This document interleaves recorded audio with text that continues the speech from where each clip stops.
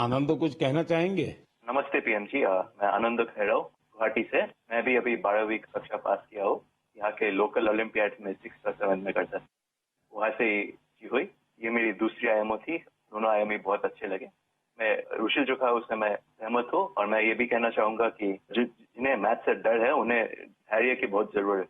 कि हमें मैथ जैसे पढ़ाया जाता है, क्या होता है, एक फॉर्मूला दिया जाता है, वो रटा जाता है, फिर उस फॉर्मूला से ही 100 सवाल ऐसे करने पड़ते हैं। लेकिन फॉर्मूला समझे कि नहीं वो नहीं देखा जाता, सिर्फ सवाल करते ही जाओ, फॉर्मूला भी रटा जाएगा और एग्जाम में अगर फॉर्मूला भूल गया तो क्या करेगा। इसलिए मैं कहूंगा कि फॉर्मूला को समझो, जो रुशिल कहा था, धैर्य से देखो।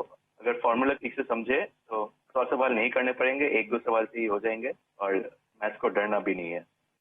आदित्य और सिद्धार्थ, आप जब शुरू में बात कर रहे थे तब ठीक से बात हो नहीं पाई। अब इन सारे साथियों को सुनने के बाद आपको भी जरूर लगता है कि आप भी कुछ कहना चाहते होंगे। क्या आप अपने अनुभव अच्छे ढंग से शेयर कर सकते हैं?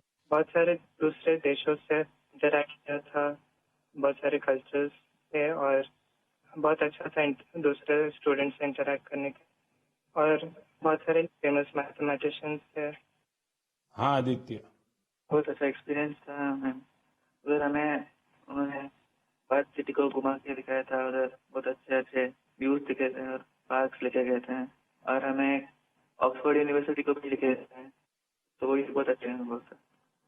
चलिए साथियों, मुझे बहुत अच्छा लगा आप लोगों से बात करके और मैं आपको बहुत बहुत शुभकामनाएं देता हूं, क्योंकि मैं जानता हूं इस प्रकार के खेल के लिए काफी फोकस एक्टिविटी करनी पड़ती है, दिमाग खपा देना पड़ता है और परिवार के लोग भी कभी कभी तंग आते हैं, ये क्या गुणा भाग करता रहता है। लेकिन मेरी तरफ से आपको बहुत बहुत शुभकामनाएं हैं। आपने देश का मान बढ़ाया है, नाम बढ़ाया है। धन्यवाद दोस्तों।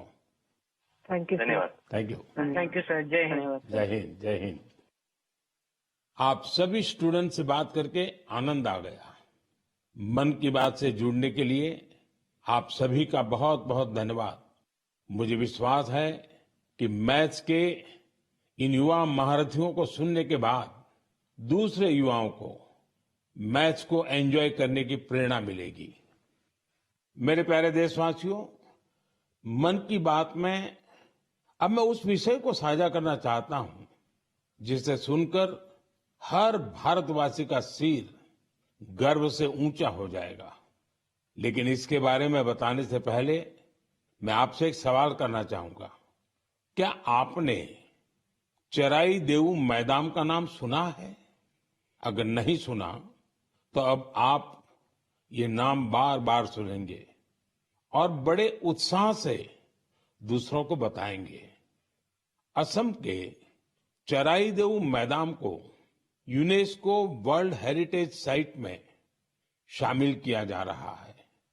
इस लिस्ट में यह भारत की 43वीं लेकिन नॉर्थ ईस्ट की पहली साइट होगी। साथियों, आपके मन में ये सवाल जरूर आ रहा होगा कि चराई देऊ मैदान आखिर है क्या और ये इतना खास क्यों है? चराई देऊ का मतलब है shining city on the hills, यानी पहाड़ी पर एक चमकता शहर। ये अहोम राजवंश की पहली राजधानी थी। अहोम राजवंश के लोग अपने पूर्वजों के शव और उनकी कीमती चीजों को पारंपरिक रूप से मैदान में रखते थे। मैदान टीले नुमा एक ढांचा होता है जो ऊपर मिट्टी से ढका होता है और नीचे एक या उससे ज्यादा कमरे होते हैं।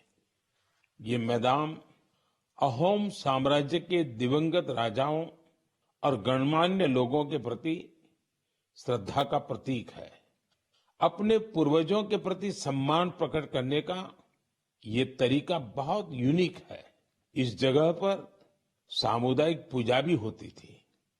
साथियों, अहोम साम्राज्य के बारे में दूसरी जानकारियां आपको और हैरान करेगी।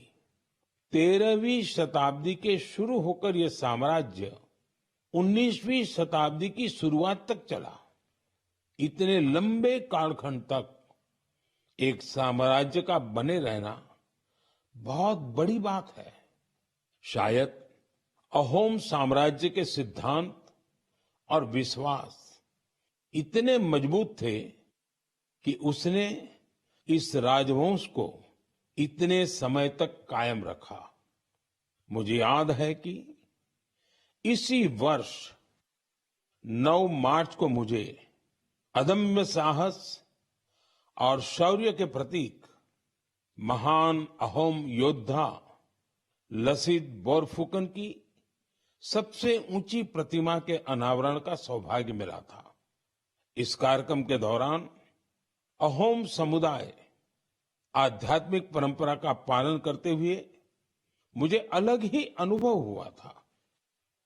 लसित मैदान में अहोम समुदाय के पूर्वजों को सम्मान देने का सौभाग्य मिलना मेरे लिए बहुत बड़ी बात है। अब चराईदेव मैदान के वर्ल्ड हेरिटेज साइट बनने का मतलब होगा कि यहां पर और अधिक पर्यटक आएंगे। आप भी भविष्य के अपने ट्रैवल प्लान्स में इस साइट को जरूर शामिल करिएगा। साथियों, अपनी संस्कृति पर गौरव करते हुए ही कोई देश आगे बढ़ सकता है। भारत में भी इस तरह के बहुत सारे प्रयास हो रहे हैं। ऐसा ही एक प्रयास है प्रोजेक्ट परी। अब आप परी सुनकर कंफ्यूज मत होइएगा। ये परी स्वर्गीय कल्पना से नहीं जुड़ी, बल्कि धरती को स्वर्ग बना रही है।